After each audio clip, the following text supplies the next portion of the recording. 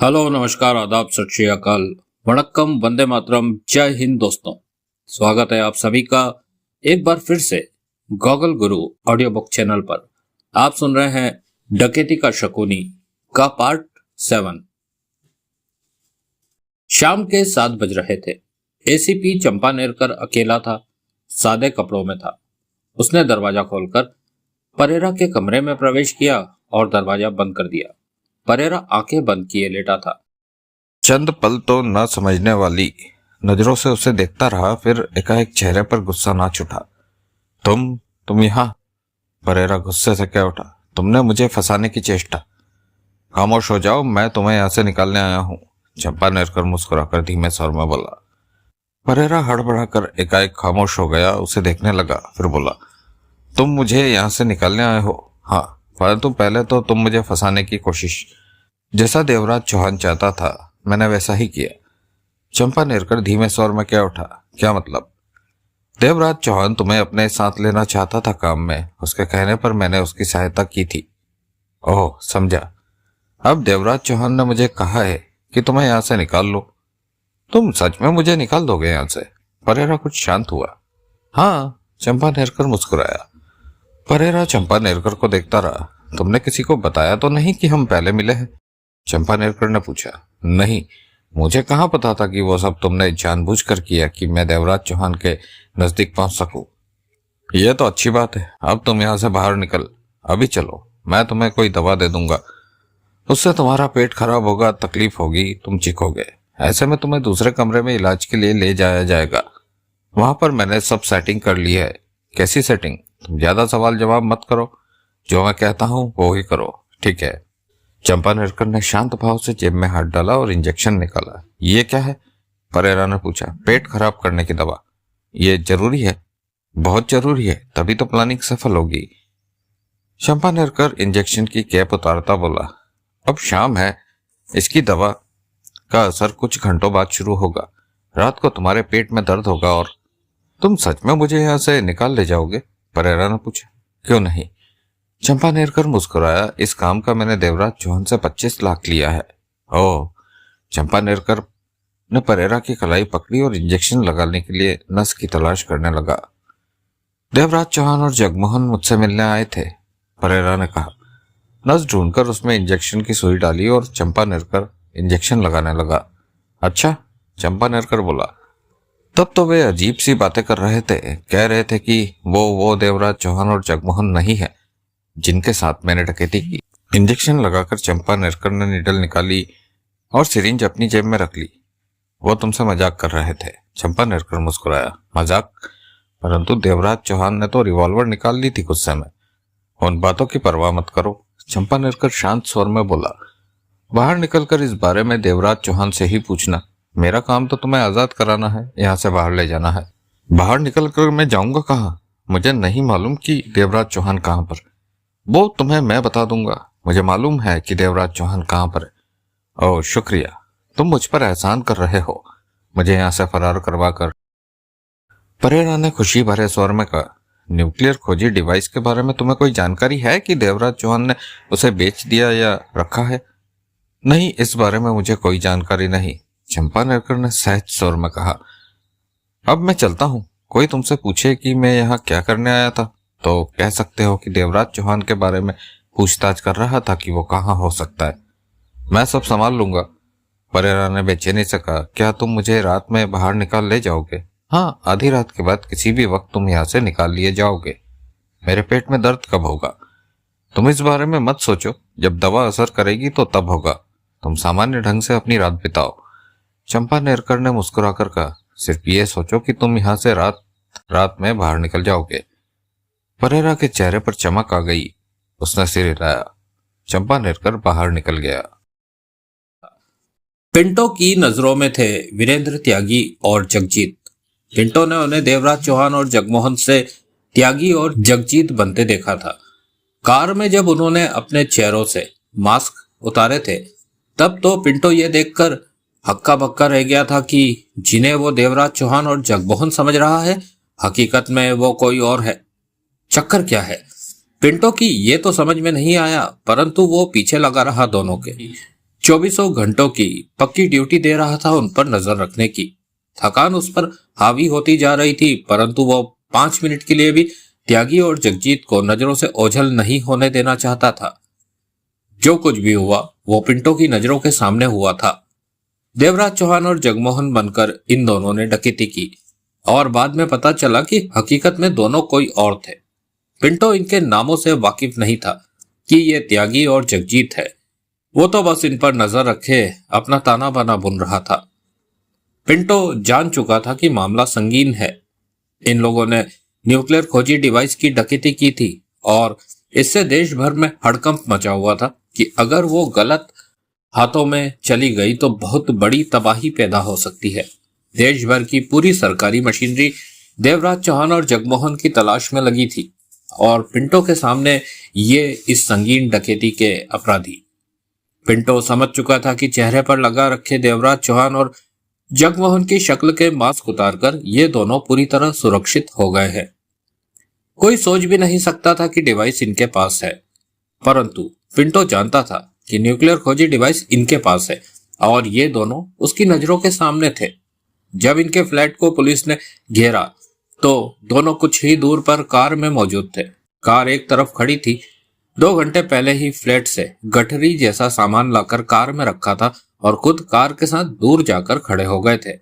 Police आई, इलाके में घेरा पड़ा, फ्लैट को घेरा गया। वे ये सब होता देखते रहे और पिंटो इन्हें देख रहा था। वो नहीं समझ रहा था कि पुलिस कैसे उस फ्लैट पर पहुंच गई और कैसे पुलिस को उनके वहां होने का पता चला। बहरहाल अंधेरा होने पर पिंटो ने उनकी कार आगे बढ़ती देखी तो अपनी टैक्सी उनके पीछे लगा दी। पिंटो ने अपनी पहचान वाले से टैक्सी किराए पर चलाने को कहकर ले रखी थी और त्यागी जगजीत पर नजर रखने में टैक्सी उसके बहुत काम आ रही थी। पिंटो समझ गया कि ये दोनों अब किसी नए ठिकाने की तलाश में हैं। उनके पीछे लगे पिंटो के मन में भारी हलचल मची थी। उसके सामने सबसे बड़ा प्रश्न ये था कि वो अब क्या करे। क्या इनके बारे में पुलिस को बता दे या खुद ही इनके पास जाकर सौदेबाजी करे। इनके पास जाना खतरे से खाली नहीं था। वो अकेला था, ये लोग उसे खत्म कर सकते थे। पिंटो को आदमियों की कमी नहीं थी। एक फोन पर कई लोगों को बुला सकता था, परंतु उन्हें भी हिस्सा देना पड़ता। ये बात पिंटो को नागवार थी। ऐसे में पिंटो अपनी प्लानिंग की उधेड़-बुन में लगा हुआ था कि क्या करे, परंतु ये बात तो वो तय कर चुका था कि इन लोगों से मोटी कीमत लेनी है मुंह बंद रखने की, क्योंकि मामला संगीन है। त्यागी और जगजीत का पीछा करते हुए उसी समय उसका फोन बजा। हेलो, पिंटो ने बात की। तू कहाँ है? युवती की नाराजगी से भरी आवाज। तूने जो 10,000 दिए थे वो खत्म हो गए। खत्म हो गए? पिंटो का ध्यान आगे जाती कार पर था। कब खत्म हुए जूली? कब क्या, खत्म हो गए तो हो गए। तू आजा और दे जाना। 3 दिन से तू आया भी नहीं। अभी मैं नहीं आ सकता जूली, मुझे पैसे चाहिए। देख, तूने कहा था कि मेरे खर्चों को तू पूरा करेगा अगर मैं किसी और से संबंध नहीं रखती तो। मैंने तेरी बात मानी। 3 दिन से मैं किसी से नहीं मिली। अब तू पैसा देने से मना कर रहा। मैं पैसा देने से इनकार नहीं कर रहा, परंतु इस वक्त मैं नहीं आ सकता। पिंटो बोला। बात तो एक ही हुई ना। समझा कर जूली, मैं किसी काम पर हूँ और पैसा बना रहा हूँ। 1-2 दिन किसी तरह अपना काम चला ले, उसके बाद मैं आकर तुझे पैसे दे दूंगा। तेरे को 3 दिन से देखा भी नहीं। पिंटो के होठों पर मुस्कान उभरी। तेरे को देखूंगा भी, दोनों काम हो जाएंगे। मैं तेरे को अच्छी लगती हूँ? उधर से जूली ने नखरे वाले स्वर में पूछा। बहुत। तो मेरे से मैरिज बना ले। तेरे को कितनी बार कहा है कि ज्यादा नशा मत करा कर, पिंटो ने कहा और फोन बंद करके बड़बड़ाया। उल्लू की पट्टी, जिंदगी भर का राशन एक साथ क्यों घर पे डलवा लूं, जबकि रोज का रोज ताजा माल बाजार में मिलता है। वानखेड़े के चेहरे पर गंभीरता नाच रही थी। उसने एसीपी खेमकर के साथ तीनों डकैतियों के सीसीटीवी फुटेज देखे थे और उन्हें देखकर कोई नहीं कह सकता था कि ये काम देवराज चौहान ने नहीं किया है, जबकि ये बात स्पष्ट हो चुकी थी कि वीरेंद्र त्यागी ने देवराज चौहान के चेहरे का फेस मास्क लगाकर इन डकैतियों को अंजाम दिया है। जगमोहन के चेहरे का मास्क जगजीत ने पहना था। इस वक्त रात के 9 बज रहे थे और वानखेड़े खेमकर के साथ परेरा से मिलने जा रहा था। वीरेंद्र त्यागी ने बहुत ही जबरदस्त चाल खेली है, वानखेड़े ने गहरी सांस लेते हुए गंभीर स्वर में कहा। हम जान चुके हैं कि न्यूक्लियर खोजी डिवाइस की डकैती वीरेंद्र त्यागी ने की है, परंतु ये बात साबित नहीं की जा सकती, किसी से नहीं कह सकते, क्योंकि इस डकैती में सीसीटीवी कैमरों की फुटेज बहुत अहम सबूत है और उसमें देवराज चौहान और जगमोहन दिख रहे हैं। वीरेंद्र त्यागी शातिर अपराधी है। खेमकर भी गंभीर था। हाँ, ठीक उसी तरह जैसे महाभारत में शकुनी था। इस मामले में देवराज चौहान बुरी तरह फंस पड़ा है, जबकि यह काम उसने किया ही नहीं। वीरेंद्र त्यागी के बारे में कुछ जानकारी है तुम्हें? नहीं, वानखेड़े ने इनकार में सिर हिलाया। उसके बारे में मुझे कोई जानकारी नहीं है। पुलिस के पास मौजूद उसकी फाइल को पढ़ा है मैंने। वो पहले भी कई डकैतियां, अपहरण को अंजाम दे चुका है। 8 हत्याएं उसके सिर पर दर्ज है और फाइल में लिखा है कि ये खतरनाक मुजरिम है। पकड़ा नहीं गया कभी? एक बार कई साल पहले पकड़ा गया था, अदालत से जमानत पर छूटा और फरार हो गया। तब से अब तक फरार ही चल रहा है। 3.5 साल पहले पूना पुलिस ने इसे एक जगह घेर लिया था। मुठभेड़ हुई जिसमें इसके 2 साथी मारे गए और ये वहां से निकल जाने में कामयाब रहा था, खेमकर ने बताया। खेमकर साहब, ये न्यूक्लियर डिवाइस का मामला है, संगीन मामला है। त्यागी जहां भी है उसे डिवाइस के साथ धर पकड़ना है। मुझे नहीं लगता कि त्यागी आसानी से हाथ आएगा। वानखेड़े ने खेमकर को देखा। वो शातिर है। न्यूक्लियर खोजी डिवाइस का महत्व उसे पता है, तभी तो उसने डकैती की। अब वो जल्द से जल्द डिवाइस को बेचने की चेष्टा करेगा। परेरा के मुताबिक अमेरिका 800 करोड़ में इस डिवाइस को खरीदने को तैयार है, परंतु वो और ज्यादा कीमत चाहता है। होठ पीछे वानखेड़े कार ड्राइव कर रहा था। इस वक्त वो डिवाइस का सौदा करने में लगा होगा। ऐसा ही कर रहा होगा वो। वानखेड़े ने कठोर स्वर में कहा, देवराज चौहान से उसकी क्या दुश्मनी है जो उसने इस काम में देवराज चौहान को फंसाने की कोशिश की? देवराज चौहान ने बताया कि त्यागी एक बार पहले भी उसका चेहरा लगाकर उसके लिए परेशानी खड़ा कर चुका है। खेमकर बोला, मैं नहीं जानता, इसका जवाब तो देवराज चौहान ही दे सकता है, परंतु ये जरूर कह सकता हूं कि दोनों में से जो भी बात है, गलती त्यागी की होगी। उसी ने कुछ गलत किया होगा देवराज चौहान के साथ। तुम्हारे मन में देवराज चौहान के लिए इतनी सहानुभूति क्यों है? सिर्फ न्यूक्लियर खोजी डिवाइस के मामले में, क्योंकि त्यागी ने उसे बुरी तरह फंसा जो दिया है। तुमने अब तक बड़ी मुहिम चलाकर उसे गिरफ्तार क्यों नहीं किया या मारा नहीं? मेरी उससे जाति दुश्मनी नहीं है। वो जनता के लिए खतरनाक नहीं है। लोग उसे बेशक डकैती की मास्टर के नाम से जानते हैं, उसे खतरनाक कहते हैं, परंतु वो कभी कानून के रास्ते में नहीं आया, पुलिस को कभी नहीं मारा। कभी ऐसा वक्त आता है तो वो पीछे कदम खींच लेता है अपने। बेगुनाह लोगों को उसने कभी नहीं मारा। किसी को मारा तो वो पहले ही से कानून की नजरों में अपराधी था। सरकार ने भी उसे कभी खतरनाक घोषित नहीं किया कि अब कर दिया जाएगा वो। खेमकर बोल पड़ा, परंतु न्यूक्लियर डिवाइस के मामले में तो वो निर्दोष है। इस बात को साबित नहीं कर सकते हम। कोशिश जरूर करेंगे खेमकर साहब। तुम उसे मुसीबत से निकालना चाहते हो, मैं अपना फर्ज पूरा कर रहा हूं। मेरा काम न्यूक्लियर खोजी डिवाइस को वापस पाना और अपराधी को गिरफ्तार करना है, और मैं जानता हूं कि असली अपराधी वीरेंद्र त्यागी है। वैसे देवराज चौहान में इतना दम तो है कि वो खुद को इस मामले से बचा सके। वो बचेगा कैसे? वीरेंद्र त्यागी और न्यूक्लियर डिवाइस को तलाश करके। खेमकर ने गहरी निगाहों से वानखेड़े को देखा। देवराज चौहान आराम से नहीं बैठने वाला इस मामले में। वो अपनी पूरी कोशिश करेगा। वानखेड़े का स्वर सख्त था। मान लो त्यागी से उसने डिवाइस हासिल कर ली तो फिर वो क्या करेगा? डिवाइस सरकार को वापस कर देगा। यकीन नहीं आता? वो तो डिवाइस को बेचकर पैसा कमा लेगा। वो ऐसा नहीं करेगा, वानखेड़े ने दृढ़ स्वर में कहा। तुम यह बात इतने दावे के साथ कैसे कह सकते हो? क्योंकि उसकी फाइल मेरे पास है। मैंने सालों से देवराज चौहान के बारे में जाना है। अब तक उसके बारे में इतना जान चुका हूं जितना कि वो खुद अपने बारे में जानता है। हैरानी है कि तुम एक अपराधी की हरकतों की जिम्मेदारी अपने ऊपर दावे के साथ ले रहे हो। वो आम अपराधियों से हटकर है। वो बेहतर इंसान है। उसमें यही खराबी है कि वो मुजरिम है और डकैतियां करता है। इसके अलावा उसमें कोई खराबी नहीं है, वानखेड़े ने गंभीर स्वर में कहा। तुम्हारी बातों पर मुझे हैरानी है। वानखेड़े खामोशी से कार चलाता रहा। कभी मिले हो उससे? कई बार। हर बार वो मेरे सामने आया जब मैं उसके मामले पर काम कर रहा होता हूँ, और आमना सामना होने की गुंजाइश होने लगती है तो वो मिल लेता है मौका पाकर, परंतु वो कभी मेरे रास्ते में नहीं आया। अपने रास्ते पर मुझे पाकर वो पीछे हट जाता है। वो पुलिस के मुकाबले पर नहीं उतरता, वानखेड़े कह रहा था। मुझे वो वक्त भी अच्छी तरह याद है जब मैं उसे गिरफ्तार करने के लिए भागा दौड़ी कर रहा था। ये जानते हुए भी उसने 2 बार मेरी जान बचाई। अजीब बात है, तुमने कभी रिश्वत नोट लिए उससे? मैंने उससे तो क्या, जिंदगी में किसी से भी रिश्वत नहीं ली। वानखेड़े मुस्कुरा दिया। खेमकर भी मुस्कुराया, बोला, परंतु तुम अपनी जिंदगी तो शान से बिता रहे हो, बड़े घर में रहते हो, और मैं पुलिस में पैसा कमाने नहीं आया। जिंदगी में वक्त काटने के लिए कोई काम करना था तो देश सेवा की सोच कर पुलिस वाला बन गया, जबकि मेरे पिता माँ नहीं चाहते थे कि मैं ये काम करूं। हमारे पास अपनी पुश्तैनी जमीनें हैं, पुश्तैनी पैसा इतना है कि मुझे काम करने की कोई जरूरत नहीं थी, खास तौर से पुलिस का खतरे भरा काम। माँ बाप अब रहे नहीं, गांव में पत्नी ही सब कुछ संभालती है, रुपये पैसे का हिसाब वो ही रखती है। हर महीने में उसके पास चला जाता हूँ, परंतु अब वो नाराज रहती है। वो चाहती है कि पुलिस की नौकरी छोड़कर मैं उसके पास आ जाऊं। बच्चे भी अब बड़े होने लगे हैं, सब कुछ उसे ही संभालना पड़ता है। कितने बच्चे हैं तुम्हारे? 2, दोनों ही अब कॉलेज में पढ़ते हैं, परंतु पुलिस की नौकरी में मेरा मन लगा हुआ है और मैं ये नौकरी छोड़ने वाला नहीं। बच्चे कॉलेज कर लेंगे तो उन्हें मुंबई ही बुला लूंगा कि यहाँ नौकरी कर सके, तब तो पत्नी को भी यहीं आना पड़ेगा। जो भी हो, मेरा जीवन घर परिवार बढ़िया चल रहा है। वानखेड़े मुस्कुराया। खेमकर खामोश रहा। मुझे त्यागी से ज्यादा डिवाइस की चिंता है।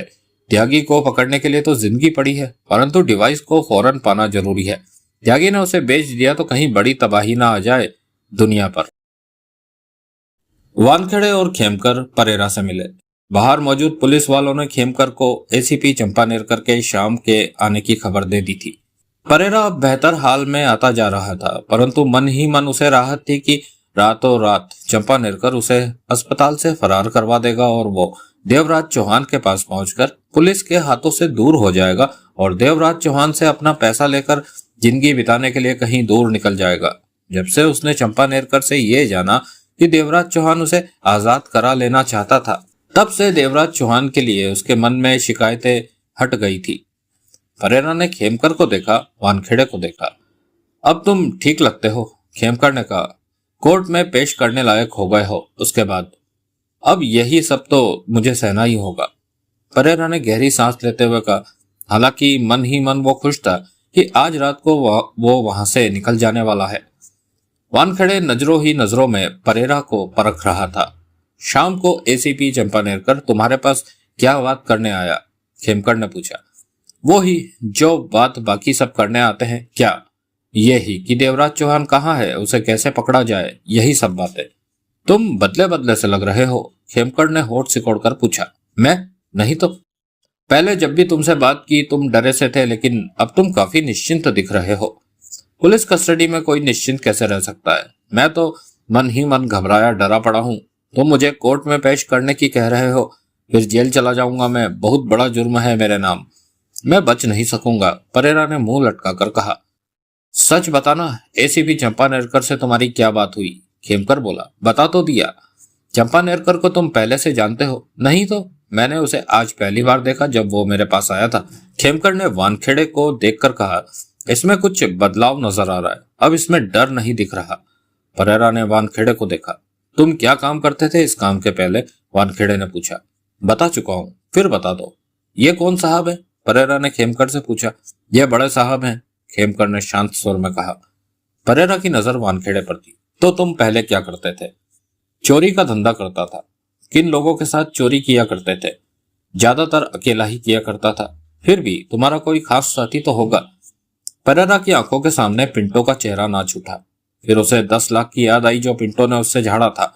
साला गोवा में किसी लड़की के साथ ऐश कर रहा होगा और वो यहाँ फंसा पड़ा है। बोलो, तुम्हारा खास साथी कौन है? पिंटो। परेरा ने जानबूझकर पिंटो को फंसाने के लिए उसका नाम ले लिया। साला न भी फंसा तो भी पुलिस के हाथों इतना परेशान हो जाएगा कि अक्ल ठिकाने लग जाएगी पट्टे की। वो जानता था कि पिंटो हमेशा उससे जलता है। ब्लैकमेल करके 10 लाख कमा लिए थे उसने उससे। कौन पिंटो? मेरा चचेरा भाई, और अक्सर मेरे साथ चोरियां करने जाता था। परेरा ने गहरी सांस ली। कमीना है वो। पिंटो को तुमने इस काम में साथ क्यों नहीं लिया? ये देवराज चौहान का काम था, मैं खुद उसके लिए काम कर रहा था। तो पिंटो को पता था तुम क्या कर रहे हो? हाँ, परेरा ने कहा। वो पिंटो का जीना हराम कर देना चाहता था। उसे मालूम था कि तुम न्यूक्लियर खोजी डिवाइस की डकैती देवराज चौहान के साथ मिलकर कर रहे हो। वो डकैती होते ही जान गया था, क्योंकि वो हम पर नजर रख रहा था। वो खुंदक में था कि उसे इस काम में साथ क्यों नहीं लिया। वो जानता था कि ये मोटा काम है। उसने मुझे ब्लैकमेल भी किया। ब्लैकमेल कैसे? वो जानता था कि हम कहाँ हैं और क्या कर रहे हैं। वो हम पर नजर रखता रहा और मुझे फोन किया कि वो हम पर नजर रख रहा है। अगर हमने उसे 10 लाख नहीं दिए तो पुलिस को हमारे बारे में बता देगा। वानखेड़े की आंखें सिकुड़ी। खेमकर भी सतर्क हुआ। तो तुमने उसे 10 लाख दिए? देने पड़े। लूट का माल रखा था, उसी में से 10 लाख दिए उसे। परेरा बोला। कमीना कहता तो था कि 10 लाख के साथ गोवा जाने वाला है, परंतु मैं जानता हूं कि वो गोवा नहीं गया होगा, हम पर नजर रख रहा होगा। नजर रख रहा होगा? वानखेड़े के होठों से निकला। हाँ, तो हो सकता है कि वो अब भी देवराज चौहान पर नजर रख रहा हो। यह सुनकर परेरा कुछ बेचैन हुआ। पता नहीं, परेरा ने कठिनता से कहा। उसे लगा उसने पुलिस से गलत बात कह दी है। पिंटो कहाँ रहता है? मेरे घर से कुछ दूर, सब जानते हैं उसे। पता बोलो। परेरा चुप रहा। उसे यह बात सताने लगी कि कहीं पिंटो अब भी देवराज चौहान पर नजर तो नहीं रख रहा। पता बताओ पिंटो का। वानखेड़े की आवाज में सख्ती आई। जरूरी है क्या जो परेरा ने कहना चाहा? पुलिस के मुंह मत लगो, वानखेड़े ने बेहद सख्त स्वर में कहा। जो पूछा जा रहा है उसका जवाब दो। परेरा ने पता बता दिया पिंटो का। तुमने ये बात पहले क्यों नहीं बताई? खेमकर शिकायती लहजे में कह उठा। मेरा दिमाग खराब था जो अब यह बात कह दी। परेरा को खुद पर गुस्सा आ रहा था कि आज रात वो आजाद हो रहा था। चंपानेरकर ने उसे देवराज चौहान के पास पहुंचा देना था। ऐसे में पिंटो अगर देवराज चौहान पर नजर रख रहा हुआ तो वो फिर ब्लैकमेल करेगा, और अगर पुलिस पिंटो तक पहुंच गई तो देवराज चौहान पकड़ा जाएगा, वो भी पकड़ा जाएगा। उसने खामखा ही पिंटो को फंसाने के लिए अंट शंट कहना शुरू कर दिया। मैं तुमसे फुर्सत में बात करता हूँ, खेमकर ने चुभते स्वर में कहा। परेरा होठ बीच कर रह गया। वानखेड़े और खेमकर कमरे से बाहर निकलकर आगे बढ़ गए। हमें बहुत ही काम की बात मालूम हुई है, वानखेड़े बोला। हो सकता है पिंटो अभी भी वीरेंद्र त्यागी पर नजर रख रहा हो। किसी तरह हमें पिंटो तक पहुंचना होगा। इस तरह शायद हम वीरेंद्र त्यागी तक पहुंच जाए। यह बात यकीनी तौर पर नहीं कही। परेरा ने अपना अंदेशा जाहिर किया है कि ऐसा हो सकता है। क्या पता वो गोवा चला गया हो। वानखेड़े और एसीपी खेमकर परेरा के बताए पते पर पिंटो के घर पहुंचे। रात के 11 बज रहे थे। शिवाजी कॉलोनी में बना वो करीब 100 गज का मकान था। घर के किसी कमरे में रोशनी हो रही थी। ये छोटी गलियों का तंग इलाका था। कभी कभार ही कोई गली से आता जाता दिखता था। वो पुलिस कार को बाहर ही सड़क पर छोड़ आए थे। मकान पर नजर मारने के बाद खेमकर बोला, घर पर कोई है, पिंटो भी हो सकता है, आओ देखते हैं। वानखेड़े ने कहा और आगे बढ़कर दरवाजे के पास लगी कॉल बेल बजाई। भीतर बेल बजने की आवाज आई। वानखेड़े ने रिवॉल्वर निकालकर हाथ में ले ली। खेमकर ने पीछे देखा, गर्दन घुमाकर सब ठीक था। दरवाजे को देखते वानखेड़े सतर्क था। भीतर से कुछ आहटें उभरी। कोई दरवाजे के पास आया, फिर दरवाजा खुला। वानखेड़े पल भर के लिए ठिठक गया। दरवाजा खोलने वाली 65 वर्ष की औरत थी। पुलिस। वानखेड़े ने रिवॉल्वर थामे उस औरत को पीछे करते हुए कहा और तेजी से भीतर प्रवेश कर गया। ये क्या हो रहा? पिंटो कहाँ है? खेमकर ने औरत से पूछा। मुझे क्या पता, वो तो कई दिन से घर नहीं आया। क्या कर दिया है उसने? खेमकर सतर्क अंदाज में भीतर प्रवेश कर आया। तुम लोग भीतर क्यों चले आ रहे हो? औरत ने नाराजगी जताई। तभी रिवॉल्वर थामे भीतर का चक्कर लगाकर वानखेड़े वापस आया। इस वक्त ये अकेली औरत ही घर में है। वानखेड़े ने कहा, कहाँ है पिंटो? खेमकर ने सख्त स्वर में उस औरत से पूछा। बोला तो वो कई दिन से घर नहीं आया। कहाँ गया है? मुझे क्या पता, उसका कहीं चले जाना कोई नई बात तो है नहीं। मुझे नहीं पता वो क्या करता रहता। तुम उसकी क्या लगती हो? माँ हूं। वो कहाँ मिलेगा? मुझे क्या पता कि वो कहाँ। सीधी तरह सही जवाब दो। खेमकर गुर्राया, वरना तुम्हें थाने ले जाना पड़ेगा। सही तो बता रही हूँ। वो इसी तरह कई कई दिनों के लिए घर से चला जाता है। उसके और मेरे लिए यह मामूली बात है, ऐसा होना आम बात है। लेकिन अब उसने कर क्या दिया है? तुमसे कुछ तो कहकर गया ही होगा कि वो कहाँ जा रहा। मुझे नहीं बताता वो, मुझे तो कुछ समझता ही नहीं। घर को तो उसने सराय बना रखा है। औरत गुस्से में भर कर क्या उठी। मैं तो कब से दुखी हूं उससे। गलत कामों में तो वो सालों से पड़ा है। समझाओ तो सुनता नहीं। उसके किसी दोस्त का नाम बताओ जो उसका खास। मैं तो परेरा के अलावा किसी को जानती नहीं। कौन परेरा? पिंटो के ताऊ का लड़का है। उसी से कभी कभार मिल लेता है और मुझे कुछ नहीं पता। तुम झूठ बोल रही हो। मैं झूठ क्यों बोलूंगी? तुम लोग परेरा से क्यों नहीं पूछ? वो गिरफ्तार हो चुका है। हो तो दोनों ने मिलकर कुछ किया? क्या किया? औरत का मुंह खुला का खुला रह गया। मैं जानती थी कि परेरा कभी बुरा फंसेगा। चोरी चकारे के कामों में ऐसा ही होता। परेरा के अलावा कोई और जिससे पिंटो मिलता हो? नहीं जानती मैं, कसम से मुझे कुछ नहीं पता पिंटो क्या करता फिरता है। मैं तो चलो, वानखेड़े ने खेमकर से कहा। पिंटो तक पहुंचने में हमें काफी जद्दोजहद करनी पड़ेगी। लेकिन किया क्या पिंटो ने? औरत ने पूछना चाहा। वानखेड़े और खेमकर वहां से बाहर निकल आए। पिंटो आसानी से हाथ नहीं लगने वाला, खेमकर बोला। इसे भी शायद पता होगा कि परेरा उसके बारे में बता सकता है। हमारा पिंटो तक पहुंचना बेहद जरूरी है, वानखेड़े ने गंभीर स्वर में कहा। इस बात की संभावना ज्यादा है कि वो इस वक्त भी वीरेंद्र त्यागी पर नजर रखे हो।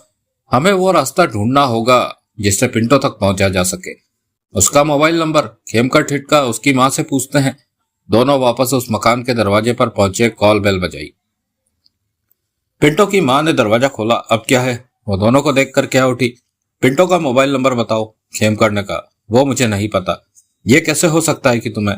वो महीने में 5-5 बार तो अपने फोन का नंबर बदलता है। वो उखड़े स्वर में बोली। अब तो मैंने उससे पूछना भी छोड़ दिया है कि तेरे मोबाइल का नंबर क्या है। आज उसका नंबर कुछ होता है, कल कुछ और। बात नहीं बनी। वो दोनों वापस लौट पड़े। किसी से तो हमें पिंटो का फोन नंबर मिल भी जाए तो नंबर से फायदा नहीं होगा, वानखेड़े बोला। वो घिसा हुआ पुराना चावल है। तुम क्या समझते हो कि फोन पर वो हमसे ठीक से बात करेगा? वो हमें बता देगा कि वो त्यागी पर नजर रख रहा है या नहीं? वो तो ठीक है, परंतु कोशिश तो हमें करनी। खेमकर के शब्द अधूरे रह गए। मोबाइल बजा उसका।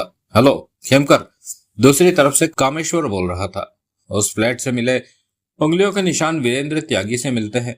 दूसरे व्यक्ति की उंगलियों के निशान जो मिले हैं वो उस मकान में पाए गए निशानों में से एक से मिलते हैं। अगर हम देवराज चौहान की बात पर यकीन करें तो त्यागी के साथी जगजीत के हाथ की उंगलियों के निशान हो सकते हैं। चंपा नेरकर परेरा से मिलने गया था उसके पास। चंपा नेरकर? वो परेरा से भला क्यों मिलेगा? इस केस से उसका क्या लेना देना? वो परेरा से मिला। पूछने पर परेरा ने बताया कि वो इसी मामले में पूछताछ कर रहा था। अजीब बात है। कामेश्वर की बड़बड़ाहट कानों में पड़ी। बंद करता हूं, लेकिन चंपा नेरकर, उसके बारे में तुम सोचो। मैंने जो कहना था कह दिया। वानखेड़े तुम्हारे साथ है? हाँ। क्या किया तुम दोनों ने? सुबह ऑफिस में मिलते हैं, तब बात करेंगे, कहकर खेमकर ने फोन बंद कर दिया। उस फ्लैट से त्यागी की उंगलियों के निशान मिले हैं। उसके क्यों नहीं मिलेंगे? वानखेड़े कठोर स्वर में बोल उठा। वो ही तो देवराज चौहान बनकर सब कुछ। इसी पल खेमकर का मोबाइल पुनः बजा। हेलो, खेमकर ने बात की। पता चला कि त्यागी तुम लोगों के हाथ से निकल गया। देवराज चौहान की आवाज कानों में पड़ी। तुम? खेमकर के होठों से निकला। क्या तुम तब वहां थे? नहीं, परंतु वो ऐन मौके पर हाथ से कैसे निकल गया? उधर से देवराज चौहान ने पूछा। मेरे ख्याल में उसे किसी ने खबर कर दी थी कि पुलिस उस तक पहुंचने वाली है, खेमकर ने गंभीर स्वर में कहा। किसने खबर दी उसे? पता नहीं, खेमकर ने कहा। तुम इंस्पेक्टर वानखेड़े से बात करना चाहोगे? हाँ। क्या वो तुम्हारे पास है? बात करो, खेमकर ने कहकर मोबाइल वानखेड़े की तरफ बढ़ाया। वानखेड़े समझ चुका था कि दूसरी तरफ देवराज चौहान है। कैसे हो देवराज चौहान? वानखेड़े ने फोन कान से लगाते गंभीर स्वर में कहा। अच्छा हूं, कई सालों बाद हमारी बात हो रही है। देवराज चौहान की आवाज कानों में पड़ी। मैं तुम्हें पकड़कर रहूंगा, तुम ज्यादा देर कानून से बचे नहीं रह सकते। वानखेड़े का स्वर शांत था। मैं जानता हूं कि एक दिन ऐसा होगा ही। क्या तुम न्यूक्लियर खोजी डिवाइस वाले केस पर काम कर रहे हो? सरकार को न्यूक्लियर खोजी डिवाइस वापस चाहिए देवराज चौहान। वानखेड़े की आवाज में गंभीरता थी। वो मेरे पास नहीं है। देवराज चौहान की गंभीर आवाज कानों में पड़ी। ये काम मैंने नहीं किया। मैं जानता हूं, हमें ऐसे सबूत मिल चुके हैं कि ये काम वीरेंद्र त्यागी ने किया है। मिल गए सबूत? हाँ। फिर तो पुलिस ने मेरी तलाश छोड़ दी होगी। नहीं, ऐसा अभी नहीं हुआ। जो सबूत हमारे हाथ लगे हैं उन्हें हम ही समझ सकते हैं, परंतु उनसे किसी दूसरे को समझा पाना बेहद कठिन बात है। अभी हमारे पास इतना वक्त नहीं है कि दूसरों को समझाते फिरे। ओह, न्यूक्लियर खोजी डिवाइस को पाना इस वक्त पुलिस की पहली जरूरत है। जो भी हुआ बहुत गलत हुआ। वीरेंद्र त्यागी को तुम जरूर तलाश कर रहे होंगे? वानखेड़े ने पूछा। हाँ, मैं उस तक पहुंचने की हर संभव कोशिश कर रहा हूँ। हमें शक है कि परेरा का कजिन पिंटो इस वक्त भी त्यागी पर नजर रखे हुए है, परंतु पिंटो की कोई खबर नहीं मिल पा रही। वो कई दिनों से घर से गायब है। अगर तुम भी पिंटो की तलाश करो तो मुझे पूरी बात बताओ। वानखेड़े ने परेरा की कही पिंटो की सारी बात देवराज चौहान को बता दी। फिर तो संभव है कि पिंटो शायद त्यागी पर नजर रख रहा हो। बेहतर होगा कि पिंटो तक पहुंचने की चेष्टा करो। मैं उसे ढूंढने की कोशिश करता हूँ। सरकार न्यूक्लियर खोजी डिवाइस वापस चाहती है, वानखेड़े ने गंभीर स्वर में कहा। अगर वो मुझे मिली तो सरकार की ही अमानत होगी वो। देवराज चौहान की आवाज कानों में पड़ी। चंद पल दोनों के बीच खामोशी रही। अगर तुम्हें इस काम में सफलता मिली तो फौरन इसी नंबर पर खबर देना, वानखेड़े ने कहा। जरूर दूंगा, कहने के साथ ही उधर से देवराज चौहान ने फोन बंद कर दिया था। वानखेड़े ने कान से फोन हटाया और खेमकर की तरफ बढ़ा दिया। खेमकर ने मोबाइल लेकर जेब में रखा और शांत स्वर में कह उठा, तुमने देवराज चौहान से बहुत दोस्ताना भरे ढंग में बात की। इन हालातों में तो मुझे ऐसी ही बात करनी चाहिए थी, क्योंकि हमें न्यूक्लियर खोजी डिवाइस की जरूरत है और देवराज चौहान भी दिन रात की भागदौड़ करके त्यागी को तलाश कर रहा है। क्या पता वो त्यागी तक पहुंचने से पहले ही पुलिस के हाथों में पड़ जाए या मारा जाए। कुछ भी हो सकता है। इन हालातों में देवराज चौहान से संपर्क बनाए रखना जरूरी है, ताकि न्यूक्लियर खोजी डिवाइस उसके हाथ लगे तो वह हमें डिवाइस दे दे। हालात यही कहते हैं कि देवराज चौहान से इस वक्त बनाकर रखो। अगर देवराज चौहान के हाथ न्यूक्लियर खोजी डिवाइस लग गई तो वो हमें क्यों देगा? वो तो उसका सौदा करके बहुत बड़ी रकम। देवराज चौहान दौलत पाने के लिए डकैती जरूर करता है, परंतु न्यूक्लियर खोजी डिवाइस को बेचकर किसी भी हाल में दौलत पाना नहीं चाहेगा, क्योंकि वो डिवाइस की हकीकत से वाकिफ है कि वो गलत हाथों में पड़ गई तो दुनिया को तबाह किया जा सकता है। ऐसा हो वो कभी नहीं चाहेगा। वैसे भी इस मामले में वो निर्दोष है, तो न्यूक्लियर खोजी डिवाइस हाथ आते ही सरकार को जरूर वापस कर देगा। उसे पिंटो के बारे में बताकर तुमने ठीक किया। बुरा क्या किया? पिंटो तक वो पहुंचे या हम दोनों ने काम एक ही करना है, न्यूक्लियर खोजी डिवाइस को हासिल करके त्यागी को पकड़ना। वीरेंद्र त्यागी ने देवराज चौहान को सिर तक फंसा दिया है, ऐसे में वो वीरेंद्र त्यागी को देखते ही खत्म कर देगा। देवराज चौहान ऐसा नहीं करेगा, वानखेड़े ने विश्वास भरे स्वर में कहा। वो त्यागी को हर हाल में जिंदा रखना चाहेगा और हमारे हवाले करेगा, ताकि वो निर्दोष साबित हो सके। न्यूक्लियर खोजी डिवाइस की संगीन डकैती का इल्जाम उस पर से हट सके, वानखेड़े ने कहा। परंतु हमें अपनी कोशिश करनी चाहिए कि पहले हम ही पिंटो तक पहुंचे, खेमकर ने गंभीर स्वर में कहा। वानखेड़े गहरी नींद में था। सुबह के 4 बज रहे थे। भागदौड़ के पश्चात वो 2 बजे फ्लैट पर पहुंचकर सोया था। फोन की बेल बजती रही, बंद हो गई, परंतु वानखेड़े की आंख नहीं खुली। 2-3 बार इसी तरह बेल बजने पर वानखेड़े नींद से कुछ होश में आया। बंद आंखों से ही उसने हाथ बढ़ाकर रिसीवर उठाया और बात की। हेलो। स्वर नींद से भरा था, आंखें बंद थी। वानखेड़े? खेमकर की आवाज कानों में पड़ी। परेरा मर गया। वानखेड़े के मस्तिष्क को झटका लगा। उसकी आंखें खुल गई। परेरा मर गया? वानखेड़े के होठों से निकला। हाँ, सोए सोए ही उसके दिल ने काम करना बंद कर दिया।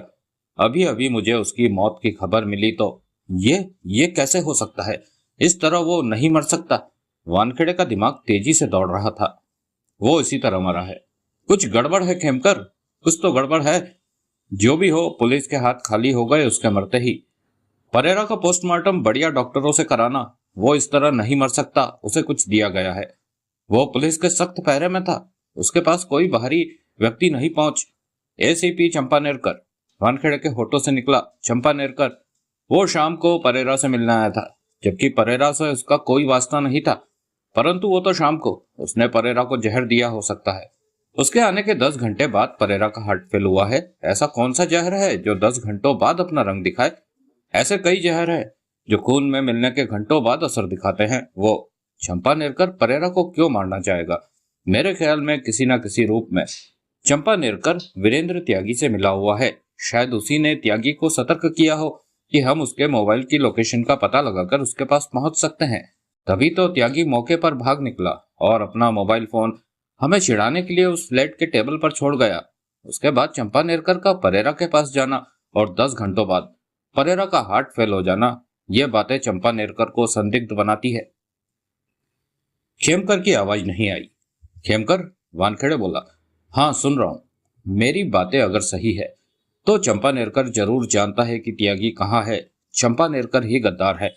चंपानेरकर को टटोलना होगा, उसे रंगे हाथ पकड़ना होगा कि अपने बचाव में कुछ न कह सके। ये कैसे होगा?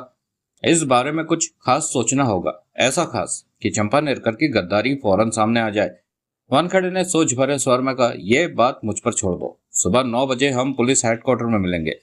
परेरा के मरने की वजह से हम इस मामले में कई कदम पीछे हो गए हैं। वो पुलिस का जबरदस्त गवाह बन सकता था। उसे हम वापस तो ला नहीं सकते, परंतु गद्दार को पकड़कर उसे सीढ़ी बनाकर त्यागी तक जरूर पहुंच सकते हैं। अगर चंपानेरकर ही गद्दार हुआ तो वो बहुत जल्द हमारे शिकंजे में होगा और हमें बताएगा कि त्यागी कहाँ पर है। वानखेड़े के दांत भिज गए थे।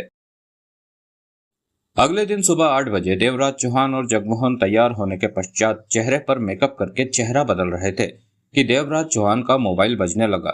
देवराज चौहान ने बात की। हेलो, मजे हो रहे हैं मेरे बच्चे? उधर से विनय बरूटा की मुस्कुराती आवाज पड़ी। देवराज चौहान के होठ सिकुड़े, चेहरे पर अजीब से भाव आ ठहरे। तुम? देवराज चौहान के होठों से निकला। विनय बरूटा के बारे में जानने के लिए पढ़ें अनिल मोहन के पूर्व प्रकाशित उपन्यास रॉबरी किंग आदि। आजकल तो मजे हो रहे हैं। न्यूक्लियर खोजी डिवाइस की डकैती कर ली क्राइम ब्रांच, सीबीआई पुलिस, और अब तो सुना है कि एंटी रॉबरी सेल भी तुम्हारी तलाश में जुट चुका है। अपने नाम का बढ़िया ढोल बजा रहे हो। ये काम मैंने नहीं किया, देवराज चौहान के होठों से निकला। जगमोहन की निगाह देवराज चौहान पर जा टिकी, फिर बोला, कौन है? विनय बरूटा, देवराज चौहान ने कहा। वो हरामी? जगमोहन उकड़ा। उसने तुम्हें बच्चा कहा होगा। तभी देवराज चौहान के कानों में उधर से विनय बरूटा की आवाज पड़ी। मैं जानता हूं ये काम तुमने नहीं किया। मेरा बच्चा इतना गलत काम कर ही नहीं सकता कि बाद में छिपने की जगह ना मिले। मैं ये भी जानता हूं कि यह काम वीरेंद्र त्यागी ने देवराज चौहान बनकर किया है। तुम कैसे जानते हो? अंडरवर्ल्ड की खबरें रखना तो मेरी मौज मस्ती का हिस्सा है। यूं ही मैं हिंदुस्तान का नंबर 1 डकैती मास्टर नहीं हूं। आंखें खुली रखना ही मेरी जिंदगी है। परंतु तुम्हें त्यागी ने उल्टा लाद दिया। त्यागी को जानते हो? मिला नहीं, परंतु उसके हरामीपन के बारे में सुन रखा है। अब तुम क्यों छिपते फिर रहे हो? कुछ भी समझ लो। देवराज चौहान गंभीर हो गया। त्यागी के बारे में कोई खबर है तुम्हारे पास? क्यों पूछ रहे हो? मेरा बच्चा मुसीबत में है तो मैं आराम से तो नहीं बैठ सकता, कुछ तो करना होगा मुझे। देवराज चौहान के होठों पर छोटी सी मुस्कान उभरी और लुप्त हो गई। क्या करोगे? प्लानिंग है मेरे दिमाग में कुछ, परंतु उसका फायदा तभी है जब त्यागी को पता चले। फिक्र मत करना, मैं तुम्हारे साथ हूँ और तुम्हारी तरफ से त्यागी की तलाश कर रहा हूँ। मिल गया तो हिसाब बराबर कर दूंगा। तभी जगमोहन ने इशारे से फोन मांगा देवराज चौहान से। जगमोहन तुमसे बात करना चाहता है, देवराज चौहान ने कहा। फिर जगमोहन ने विनय बरूटा से बात की। तुम अभी जिंदा हो? जगमोहन ने कड़वे स्वर में कहा। मुझे क्या होना है? 100 करोड़ का क्या किया जो मुफ्त में तुम्हें मिल गए थे? मैंने ऊपर वाले से कहा था कि तुम्हारे 100 करोड़ लुटपुट जाए। ये सब जानने के लिए अनिल मोहन जी का उपन्यास रॉबरी किंग पढ़े। ऊपर वाला क्या तेरा ही है? मेरा कुछ नहीं लगता क्या? उधर से विनय बरूटा का तीखा स्वर कानों में पड़ा। मैंने ऊपर वाले से कहा था कि उस 100 करोड़ को डबल कर दे और अब वो डबल हो रहे हैं। कैसे? ये तेरे जानने योग्य बात नहीं है। मेरी बात सुन। तू देवराज चौहान के साथ अपनी जिंदगी खराब कर रहा है। आधी से ज्यादा तो कर ली। अब जो थोड़ी बहुत बची है मेरे पास आ जा, उसे मैं संवार दूंगा। तू मेरे साथ काम कर, मैं तेरे को आधा हिस्सा दिया करूंगा। देवराज चौहान तो मेरा बच्चा है, वो क्या डकैतियां करेगा? मैं हिंदुस्तान का नंबर 1 डकैती मास्टर हूँ मेरे साथ। साले फट्टू, मैंने तेरी कोई डकैती नहीं देखी, जगमोहन ने कड़वे स्वर में कहा। मैं देवराज चौहान की तरह ढोल पीट पीट कर डकैतियां नहीं डालता। चुपचाप काम करता हूँ और निकल जाता हूँ। शोर डालकर काम किया तो क्या किया? अब देख ले, न्यूक्लियर खोजी डिवाइस की डकैती त्यागी ने देवराज चौहान के मत्थे जड़ दी। मेरे इस तरह के दुश्मन नहीं है। जो जहां गुड़ होता है मक्खियां वही होती है। तेरे साथ गुड़ नहीं चिपटा, जगमोहन ने व्यंग भरे स्वर में कहा। गुड़ मतलब कि नोट? वो तेरे पास बहुत है। सारी जिंदगी डकैतियां करके नोट ही तो इकट्ठे किए। एक बार मुझे पता लग जाए कि तूने माल कहाँ रखा है तो कसम रब्दी समझ ले तेरा माल गया। तू मेरे साथ काम करने की सोच, मैं देवराज चौहान की तरह। तेरे को तो मैं तब देखूंगा जब तू सामने होगा, जगमोहन ने गुस्से से कहा। अब तेरे को क्या चाहिए? 2 पलों की खामोशी के बाद विनय बरूटा की आवाज आई। देवराज चौहान इस वक्त मुसीबत में है। त्यागी ने उसे फंसा रखा है। मैं देवराज चौहान के काम आना चाहता हूँ। त्यागी को ढूंढ रहा हूँ। प्लानिंग है मेरे पास, परंतु त्यागी का कोई अता पता नहीं मिल रहा। तेरे को कैसे पता चला कि ये काम त्यागी ने किया है? ऐसी बातें पता चल जाना मामूली बात है। पुलिस में, अंडरवर्ल्ड में ऐसे बहुत लोग हैं जो मुझे खबरें देते हैं। जब मुझे पता चला कि देवराज चौहान के नहीं वीरेंद्र त्यागी के फिंगरप्रिंट मिल रहे हैं, तभी मैं समझ गया कि मामला कुछ गड़बड़ है। जब ये जाना कि त्यागी के साथ फेस मास्क बनाने वाला जगजीत है तो मामला समझ आने देर नहीं लगी। त्यागी का पता ठिकाना हमें मिल गया होता तो अब तक उसका काम हो गया होता। जगमोहन गुर्रा उठा। मैं भी इसी कोशिश में लगा हूँ। तू मेरे बच्चे का ध्यान रखना, मुसीबत में कहीं घबरा न जाए। बच्चा? वो तो तेरा बाप। उधर से विनय बरूटा ने फोन बंद कर दिया था। साला, जगमोहन बड़बड़ा उठा। 100 करोड़ हजम कर लिए, डकार भी नहीं लिया कमीने ने। जूली ने नहा धोकर पीले रंग का सूट पहना और लंबे शीशे के सामने बैठकर अपने बालों को संवारने लगी। 2 कमरों के फ्लैट में रहती थी जूली। बार डांसर थी, उसी से पैसे कमाकर यह फ्लैट खरीदा था। अच्छा पैसा कमा लेती थी, परंतु जब से बार डांसिंग का काम खत्म हुआ तब से कमाई में समस्या आने लगी थी। मजबूरी में चोरी छिपे जिस्म का सौदा करने लगी और खर्चा चलाने लगी। अब 2 सालों से ऐसे ही काम चल रहा था। परिवार के नाम पर वो अकेली थी। माँ तो उसे जन्म देते ही चल बसी थी और बाप शराब पी पीकर तब मरा जब वह 12 साल की थी। जैसे तैसे जूली ने अपने जीवन को संभाला और 15 बरस की उम्र से ही बार में डांस करने का काम कर रही थी। वो खूबसूरत थी, जिस्म तीखा था और अब 24 की हो चुकी थी। 2 महीने पहले पिंटो उससे मिला और उस पर फिदा हो गया। पिंटो ने उसके सामने ऑफर रखा कि वो उसकी बनकर रहे तो उसे खर्चा दिया करेगा। जूली ने यह बात स्वीकार कर ली। वो जानती थी कि अलग अलग मर्दों के पास जाने से एक का ही बनकर रहना बेहतर है। अब सिर्फ पिंटो से ही उसका नाता था। पिंटो हर 3-4 दिन बाद आ जाता था, परंतु इधर 8-10 दिन से वो नहीं आया था और फोन करने पर व्यस्त होने की बात कह रहा था। पिंटो के दिए पैसे भी खत्म हो गए थे। रह रहकर जूली के मन में आ रहा था कि कहीं पिंटो उससे पीछा तो नहीं छुड़ा रहा, परंतु जूली ने खुद को समझाया कि यह बात नहीं हो सकती। अभी उसमें बहुत दमखम है। अभी तो पिंटो को सालों तक अपनी जवानी के दम पर नचा सकती है। जूली ने यह भी सोचा कि पिंटो को कहेगी कि उसे इकट्ठा खर्चा दे दिया करे, घर में राशन पानी डलवा के रखा करे। अभी शाम के 4 बज रहे थे। जूली ने बाल संवारने के बाद किचन में जाकर कॉफी बनाई और छोटे से ड्राइंग रूम में बैठकर कॉफी की चुस्कियां लेती अपने जीवन के बारे में सोचने लगी कि ऐसे जिंदगी नहीं कटने वाली। किसी को फंसाकर उसे शादी कर लेनी चाहिए। इस विचार के साथ ही सोचने लगी कि कौन से मुर्गे को शादी के लिए पटाए। तभी कॉल बेल बजी। जूली विचारों से बाहर निकली। कॉफी का प्याला रखकर दरवाजे की तरफ बढ़ते सोचा कि कहीं पिंटो तो नहीं आ गया। दरवाजा खोला, सामने जगमोहन खड़ा था। जगमोहन के 4 कदम पीछे देवराज चौहान खड़ा था, जो कि कहीं और देख रहा था। जूली हो तुम? हाँ, मैं तुमसे ही मिलने आया था।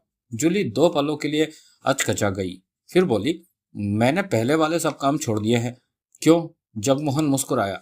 पिंटो के साथ मेरी बात पक्की हो गई है कि वो मेरा खर्चा उठाएगा। जूली बोली, हम कुछ बात तो कर सकते हैं, सिर्फ बात। ठीक है। जूली ने पीछे खड़े देवराज चौहान को देखा। वो तुम्हारे साथ है? हाँ। तो उसे भी भीतर ले आओ। जूली पीछे हटती क्या उठी। उसे बाहर ही रहने दो। जगमोहन भीतर आया और दरवाजा बंद कर लिया। जूली सोफे पर जा बैठी थी, जगमोहन को ही देख रही थी। क्या बात करना चाहते हो? जूली ने कॉफी का प्याला उठा लिया। पिंटो के साथ कब से हो? 2 महीने से। अब वो ही तुम्हारा खर्चा उठाता है? हाँ। देखो, पिंटो मेरा दोस्त है, उसने मुझे कभी तुम्हारे बारे में बताया था। जगमोहन एक कुर्सी पर बैठता सहज स्वर में बोला, तुम्हारा दोस्त है पिंटो? जूली ने कॉफी का घूंट भरा। पर तुम मेरे पास क्या करने आए हो? पिंटो से मुझे कुछ खास काम है, परंतु वो कहीं मिल नहीं रहा। मैं तो ये सोचकर यहाँ आया कि वो शायद यहीं हो। मेरे पास तो वो पिछले 8-10 दिन से नहीं आया। तो मुझे बताओ कि वो कहाँ मिल सकता है। मैं उससे तुरंत मिलना चाहता हूँ। मैं नहीं जानती। जूली ने इनकार में सिर हिलाया। मैं सच में नहीं जानती। जगमोहन ने जेब से 500 की नोटों की गड्डी निकालकर उसे दिखाई। जूली की आंखों में चमक आ गई। चाहिए ये? जगमोहन बोला। अगर तुम पिंटो को कुछ ना बताओ तो। जूली मुस्कुराई। तो ठीक है। इस पैसे को पाने के लिए तुम्हें कपड़े नहीं उतारने होंगे, तो मुझे सिर्फ पिंटो के बारे में बता दो कि मैं उससे कहाँ मिल सकता हूँ। मैं सच में नहीं जानती। जूली ने मुंह फुलाया। तो ये 50,000 अपने पास रख लूं वापस? मेरे से मजे ले सकते हो। जूली ने चंचल स्वर में कहा, मुझे पैसों की जरूरत भी है। पिंटो से तुम्हारी कब बात हुई थी? जगमोहन ने पूछा। कल ही, फोन पर। हाँ। जूली ने सिर हिलाया। उसका नंबर बताओ। जगमोहन बोला। जूली ने उसके हाथ में दबी गड्डी को देखा, फिर क्या उठी। मुफ्त में नंबर बता दूं? नोट पाना चाहती हो तो उसे फोन करो और कहीं पर बुलाओ उससे। चक्कर क्या है? जूली के होठ सिकुड़े। उससे मिलना है, बात करनी है। वो मुंबई में ही है? हाँ। तो उसे कहीं पर आने को कहो, तब ये 50,000 तुम्हारे हो जाएंगे। जूली के चेहरे पर सोचे दौड़ने लगी। जगमोहन उसे देखता रहा। बात क्या है? जूली ने गंभीर स्वर में पूछा। मेरा उससे मिलना बेहद जरूरी है। बहुत जरूरी?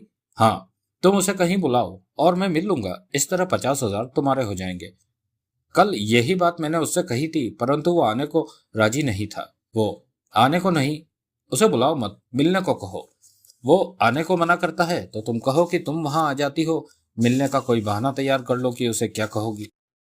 बहाना क्या तैयार करना है? उसके दिए पैसे खत्म हो गए हैं, मुझे पैसों की जरूरत है। तो उससे कहो कि अगर उसने मिलने से मना कर दिया तो तुम कैसी औरत हो कि इस काम के लिए तैयार नहीं कर सकती उसे? अगर वो मेरी कोशिश करने के बावजूद नहीं माना तो तब ये 50,000 मुझे नहीं मिलेंगे। जूली ने पूछा। तब 25,000 मिलेंगे। अगर अपना काम पूरा कर देती हो तो ये नोटों की गड्डी तुम्हारी। मुझे दो। जगमोहन ने नोटों की गड्डी टेबल पर रखते हुए कहा, पिंटो को फोन करो। जूली ने कॉफी का प्याला रखा और दूसरे कमरे में जाकर मोबाइल ले आई। बाद में मुझे पैसे देने से पीछे तो नहीं हटोगे? नहीं, ऐसा नहीं होगा। तुम 25,000 मुझे पहले दे दो। जगमोहन ने गड्डी में से 25,000 निकालकर उसे थमा दिए। नोटों के हाथ में आते ही जूली संतुष्ट दिखी और नंबर मिलाने में लग गई। जगमोहन चेहरे पर गंभीरता समेटे जूली को ही देख रहा था। जूली फोन कान से लगा चुकी थी। दूसरे हाथ में जूली ने नोट पकड़ रखे थे और रह रहकर जगमोहन को देख रही थी। हेलो। उसी पल पिंटो की आवाज जूली के कानों में पड़ी। ओ पिंटो। जूली मीठे स्वर में क्या उठी। तुम आए नहीं? मैं कब से तुम्हारा इंतजार कर रही। मैंने कब कहा था आने को? पिंटो ने उधर से कहा। मेरे पास पैसे नहीं है, खत्म हो गए हैं। मैंने सोचा ये सुनकर तुम दौड़े आओगे मुझे पैसे देने को। मैं अभी नहीं आ सकता, व्यस्त हूँ। 2-4 दिन निकाल लो, उसके बाद। मुझे पैसों की सख्त जरूरत है। तेरी कसम, मेरे पास कुछ भी नहीं है। तू नहीं आ सकता? नहीं, अभी 2-3 दिन तो नहीं। तू है कहाँ? क्यों? बता तो कि तू कहाँ है। चैम्बूर में। इस वक्त तेरे पास कितने पैसे हैं? 20-30 हजार होंगे। बहुत है, मेरा काम तो 10,000 से ही चल जाएगा। तू चैम्बूर में कहाँ है? बता मुझे, मैं आती हूँ। जूली तू बस, अब कोई बहाना नहीं। कहीं ऐसा तो नहीं कि तूने मुझे छोड़ने का प्रोग्राम? क्या बात करती है जूली, तू तो मेरे को बहुत अच्छी लगती है और मुझे तू तब अच्छा लगेगा जब खर्चा पानी देता रहेगा। वक्त पर पास में पैसे ना हो तो प्यार भी नहीं होता। तू ये कभी नहीं चाहेगा कि पैसों के लिए मैं किसी और की गोद में जा बैठूं। जूली बोली। तूने ऐसा किया तो फिर मैं तेरे से रिश्ता तोड़ लूंगा। पिंटो की आवाज आई। ऐसी बात है तो नोट दे। बता तू कहाँ है। मैं तेरे को तंग नहीं करूंगी। 1 मिनट में नोट लेकर वापस चल दूंगी।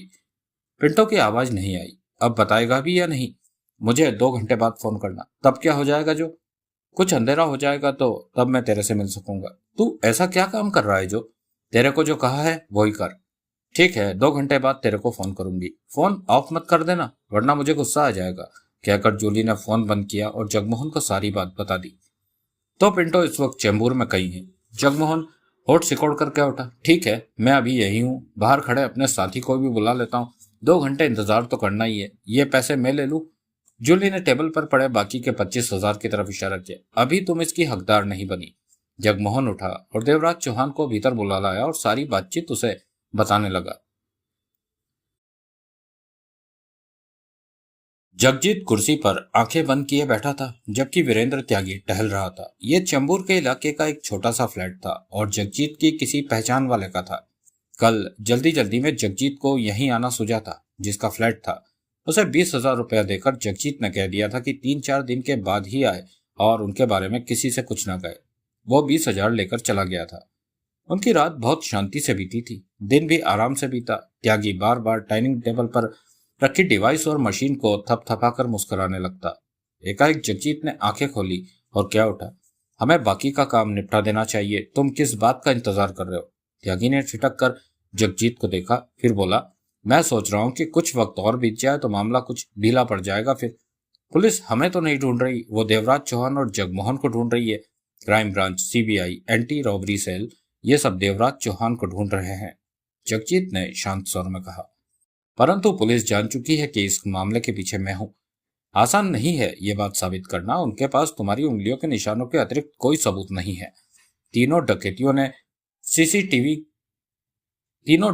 में सीसीटीवी कैमरों ने देवराज चौहान और जगमोहन के चेहरों को कैद किया है। त्यागी कुछ ना बोला। उसी पल जगजीत का फोन बजा।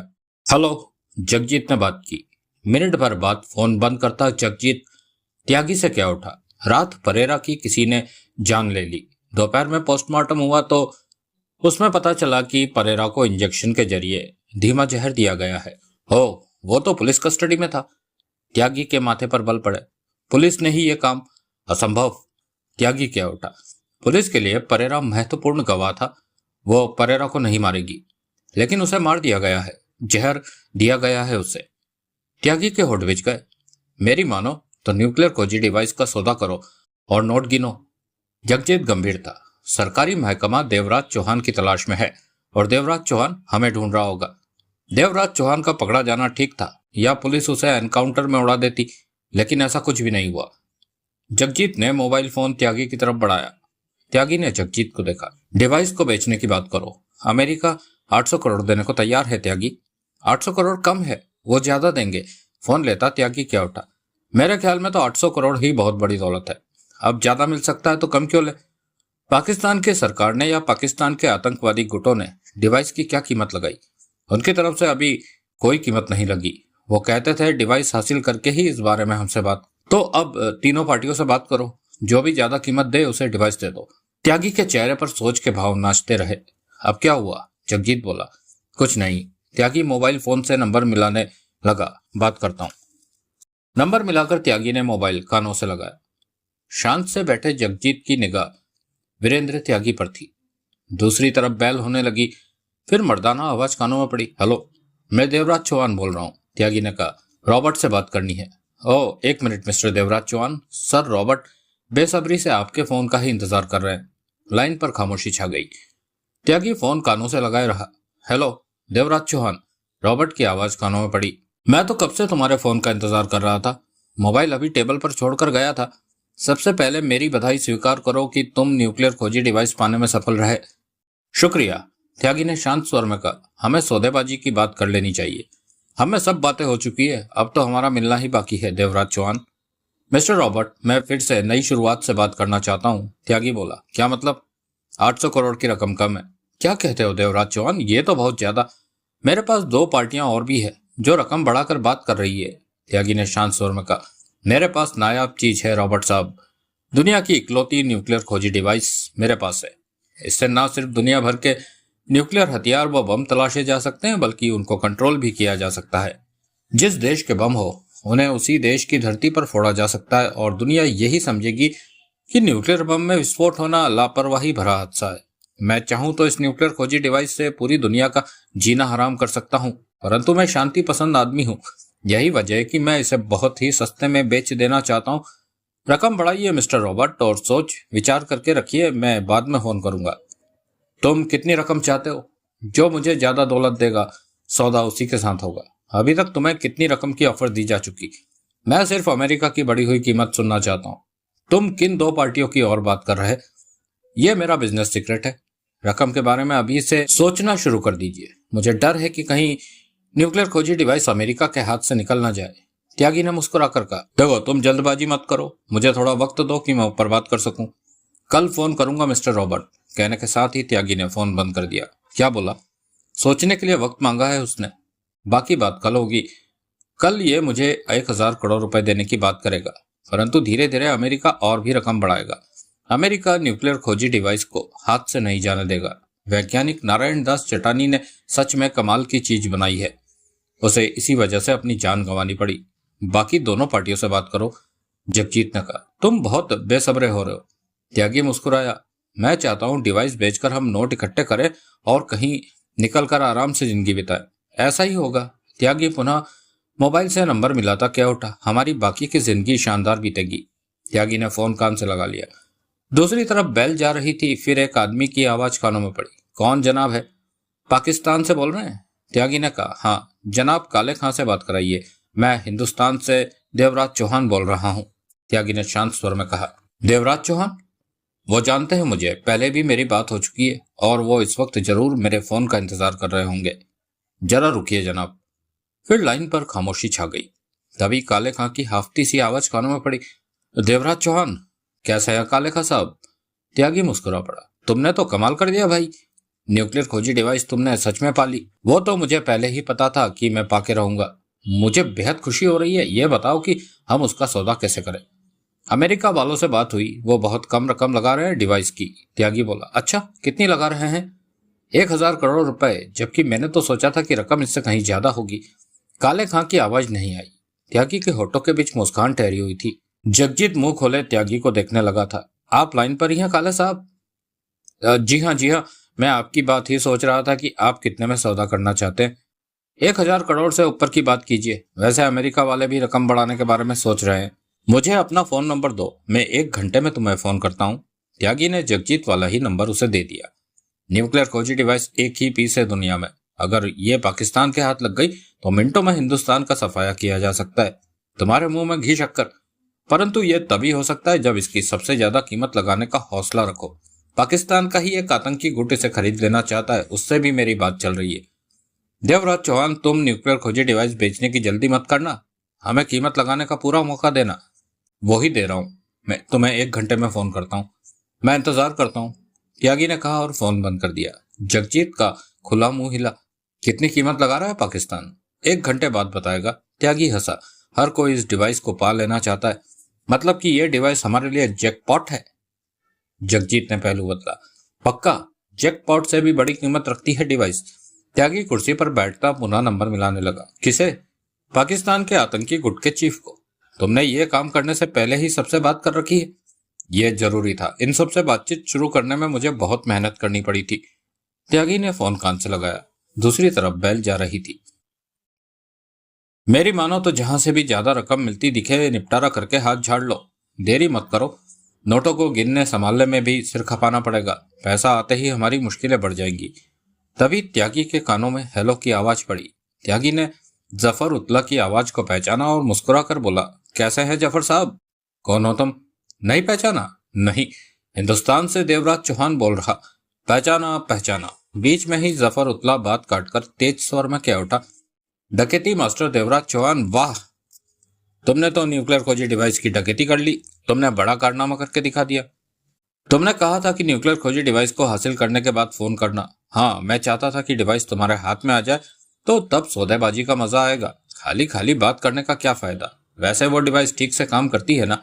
चेक करने के बाद ही नोट देना। खूब अच्छी बात कही। बोलो, क्या कीमत चाहते हो?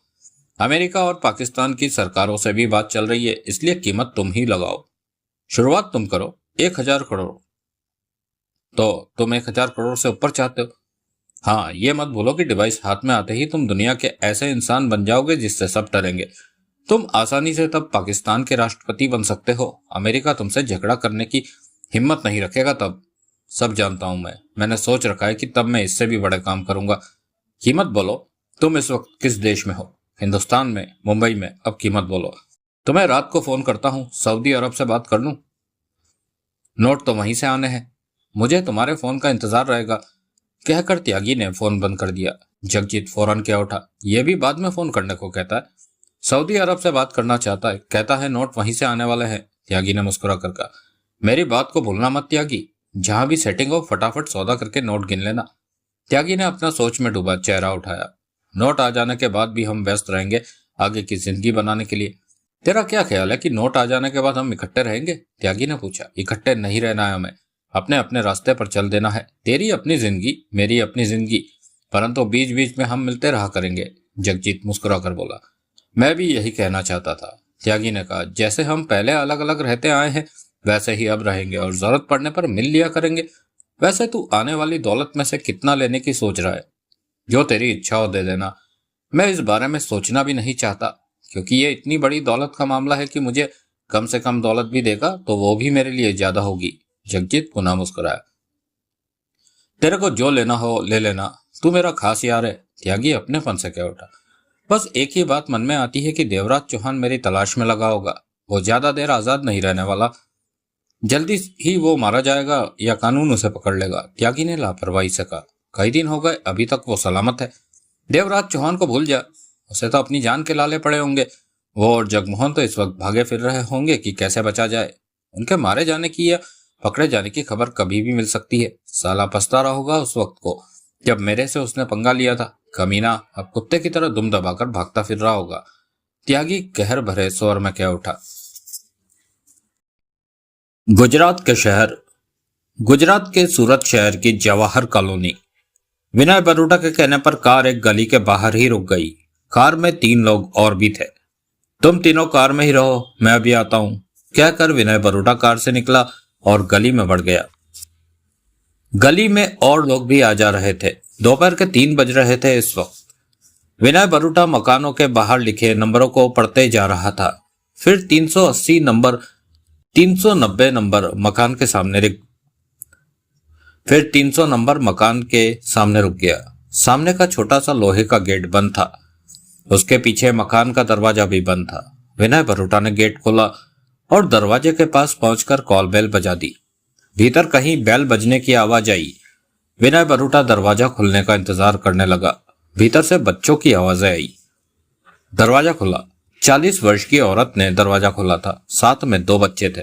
एक 10 का लग रहा था, दूसरा 8 का। उस औरत की शक्ल जगजीत से काफी हद तक मिल रही थी। जी कहिए, वो औरत बोली। नमस्कार जी। विनय बरूटा हाथ जोड़कर मुस्कुराकर बोला, मैं जगजीत का दोस्त हूँ। मुंबई से सूरत आ रहा था तो उसने कहा कि उसकी बहन विवाह का हाल चाल पूछाऊं। ओ आइए भाई साहब, वो पीछे हटती बोली, भीतर आ जाइए। विनय बरूटा भीतर आया, बच्चों को प्यार किया। साधारण से ड्राइंग रूम में सोफे पर जा बैठा। विवाह उसके लिए पानी ले आई। बच्चे पहले से ही खाना खा रहे थे। विभा ने उन्हें खाना खाने दूसरे कमरे में भेज दिया। खाना खाएंगे भाई साहब? विभा ने विनय बरूटा से पूछा। नहीं, आज नाश्ता लेट किया था। जगजीत हमेशा इस बात से परेशान रहता है कि उसकी बहन जवानी में ही विधवा हो गई, परंतु वो कुछ नहीं कर सकता। तुम शादी क्यों नहीं कर लेती बहन?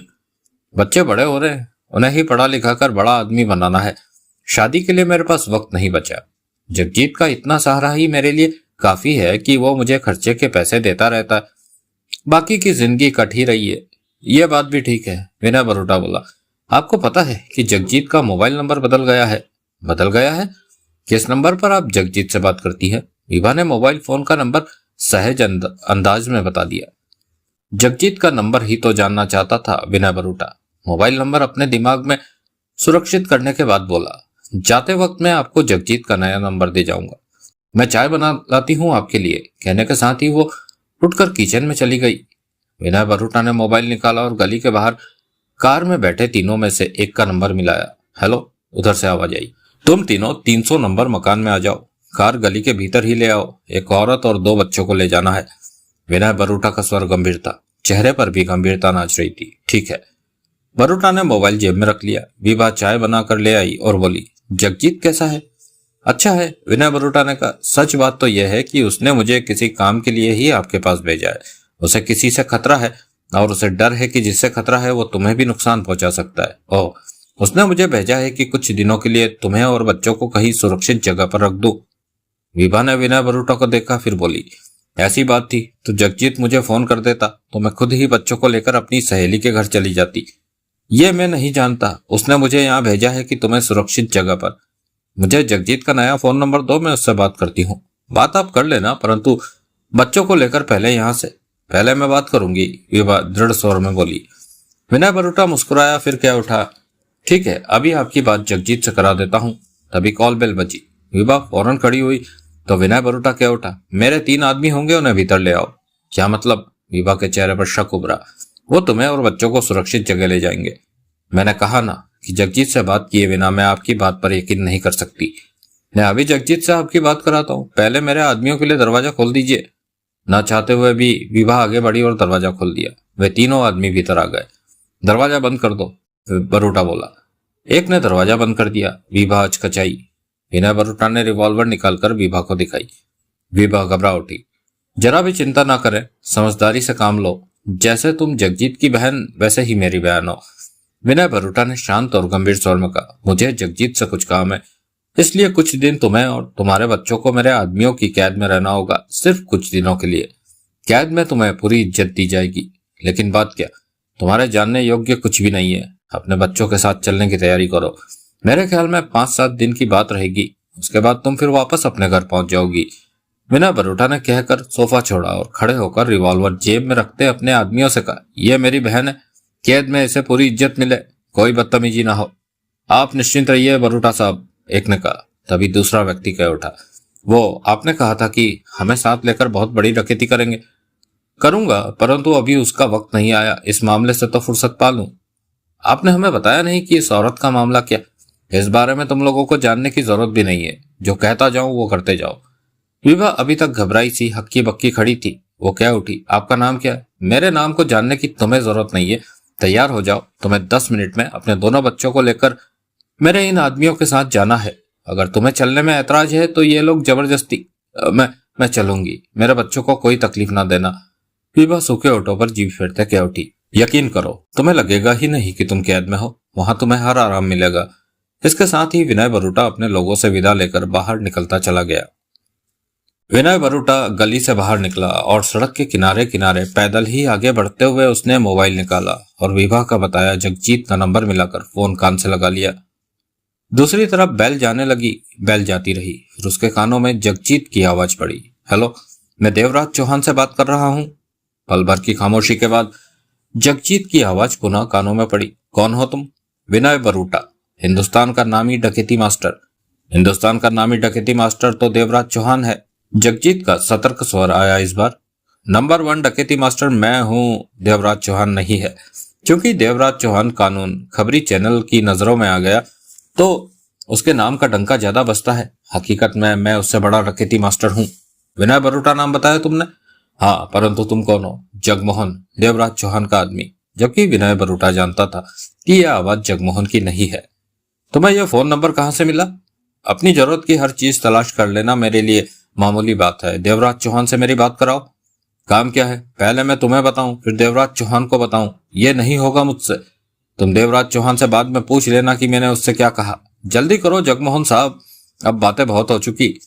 विनय बरूटा का गंभीर स्वर आया। करीब मिनट भर लाइन पर शांति रही, फिर त्यागी की आवाज कानों में पड़ी, मैंने तुम्हारा नाम सुन रखा है विनय बरूटा। तुम कौन हो? देवराज चौहान। विनय बरूटा के चेहरे पर व्यंग के भाव उभरे, परंतु शांत ही रहा। फिर बोला, डकैती मास्टर देवराज चौहान? हाँ, मैं विनय बरूटा तुमसे बड़ा डकैती मास्टर हूँ। विनय बरूटा बातचीत को स्वाभाविक बनाता क्या उठा, काम की बात करो। तुमने गलती से बहुत बड़ा हाथ मारा है, न्यूक्लियर खोजी डिवाइस ले उड़े। गलती से नहीं, सोच समझकर हाथ मारा। तुमने फोन क्यों किया? सच बात तो यह है कि मैं अपनी पार्टी के लिए तुमसे न्यूक्लियर खोजी डिवाइस का सौदा करना चाहता हूँ। इससे तुम्हारा क्या फायदा होगा? जो रकम तय होगी उसमें अपना फायदा जोड़कर पार्टी को बता दूंगा। पार्टी कौन है? कोई देश है? कौन सा? यह मैं तुम्हें नहीं बता सकता। तुम चालाकी करके सीधे उससे बात कर लोगे तो मेरा फायदा। ऐसा नहीं होगा। यह मैं इसलिए पूछ रहा हूँ कि कुछ देशों से मेरी बात चल रही है। तुम कहीं उन्हीं में से तो किसी के लिए यह सौदा नहीं कर रहे? ऐसा है तो बाद में गड़बड़ हो जाएगी। तो यह तुम्हारा वादा रहा कि मैं जिस देश के लिए न्यूक्लियर डिवाइस पाना चाहता हूं तुम उससे सीधा संपर्क नहीं करोगे? कभी भी नहीं करूंगा। मैं चीन के लिए यह काम कर रहा हूं। चीन से मेरी कोई बातचीत नहीं चल रही। त्यागी की आवाज विनय बरूटा की कानों में पड़ी। फिर तो देवराज चौहान, हम भाई बनकर बात कर सकते हैं न्यूक्लियर खोजी डिवाइस के बारे में। तुम कितने में सौदा करा सकते हो? रकम तुम बोलो। अमेरिका, पाकिस्तान और पाकिस्तान के एक आतंकवादी गुट से मेरी बात चल रही है। कीमत अभी तय नहीं हुई, परंतु 1000 करोड़ से ज्यादा कीमत है। तुम 1000 करोड़ से कितना ज्यादा दिलवा सकते हो चीन से? इतनी बड़ी दौलत तुम संभाल नहीं पाओगे देवराज चौहान। विनय बरूटा हंसा। तुम्हें इस बात की चिंता नहीं करनी चाहिए बरूटा, सिर्फ सौदे की तरफ ध्यान दो। तुम कितनी रकम चाहते हो? मैं तो न्यूक्लियर खोजी डिवाइस की नीलामी के पक्ष में हूं। जो ज्यादा कीमत देगा ले जाएगा। सोच बुरी नहीं है। तुम बोलो। मैं तुम्हें दोबारा फोन करूंगा, चीन से बात कर लूं कीमत के बारे में। ठीक है। तुम्हें जगमोहन का ये फोन नंबर कहां से मिला? बेकार के सवाल ना करो, मैं अपने काम की बातें खोज लेता हूँ। चीन से बात करके तुम्हें फोन करता हूँ। कहने के साथ ही विनय बरूटा ने फोन बंद करके जेब में रखा और कुछ दूरी पर मौजूद स्टैंड की तरफ बढ़ गया। वहां से टैक्सी लेकर मुंबई पहुंच जाना चाहता था। त्यागी और जगजीत वहीं तो थे। बरूटा सोच रहा था कि यह एक नाजुक बात है कि देवराज चौहान के नाम पर न्यूक्लियर खोजी डिवाइस की डकैती करने के बाद त्यागी देवराज चौहान बनकर ही सौदा कर रहा था। अपना नाम या अपनी असलियत कहीं भी सामने नहीं आने दे रहा था कि भविष्य में इस मामले में ना फंसे। ऐसे में देवराज चौहान को तो बुरी तरह फंसा दिया था त्यागी ने। इस हरामी त्यागी को मौका लगते ही निपटा देगा। विनय बरूटा ने मन ही मन फैसला किया। दोस्तों, इस बेहद शानदार कहानी का 7वां एपिसोड आप सुन रहे हैं। आज का एपिसोड यहीं समाप्त करते हैं। दोबारा आपसे मुलाकात होगी इसके 8वें एपिसोड में।